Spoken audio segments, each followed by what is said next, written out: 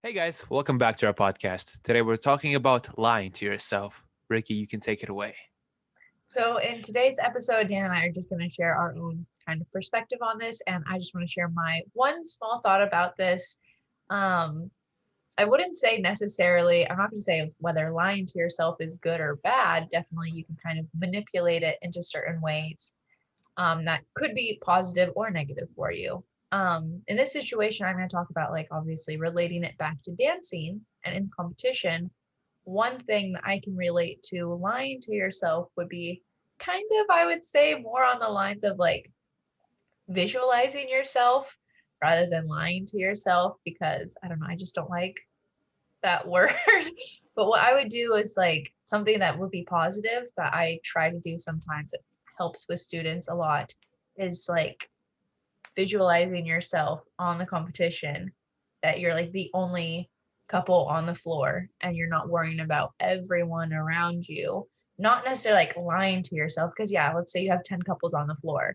But if you can visualize that you're the only couple and that you have the attention of everyone in the room and every judge is watching you, for some people that's way too much pressure and they don't want to think about that, but for someone like me, actually really helps me because I'm not preoccupied about what other couples are doing. Out of the corner of my eye, I can see what they're doing. I don't want to be preoccupied with that. I already have enough to deal with.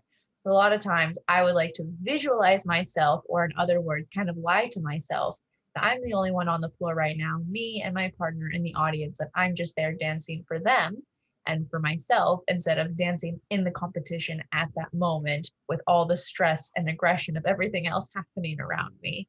So I think in that way, kind of lying to yourself, this concept can actually be a positive influence on your dancing on the competition day.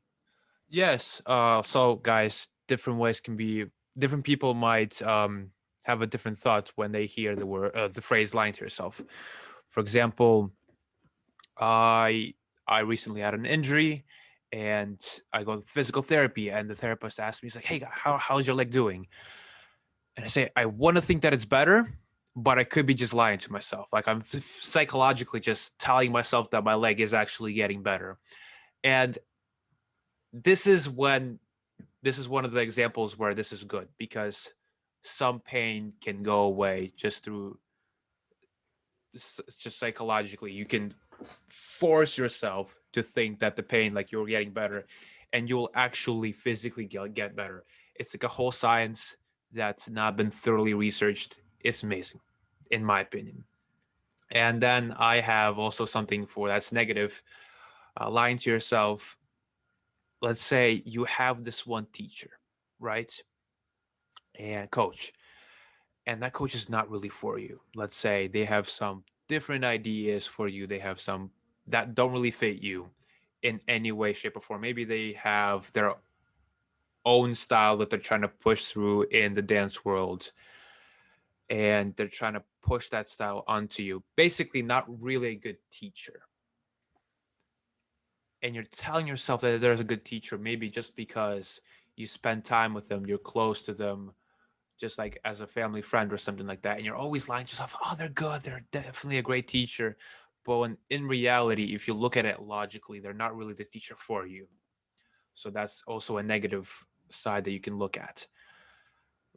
But again, different people can take this phrase completely differently, depending on their experiences and things that they went through. So, all in all, you can take this in a good way and a bad way. Good way, you can, let's say, heal yourself better. Again, not really a well explained thought. And just psychologically you can make yourself feel psychologically better. For example, if you have anxiety on the dance floor, you can imagine like you're the only one on the dance floor. Or on the bad side, lying to yourself, making yourself believe that something's good for you when it really isn't. Yes, that's about it, guys. If you're still listening, still watching, you're amazing. We love you, and we'll see you guys next time. Bye, guys.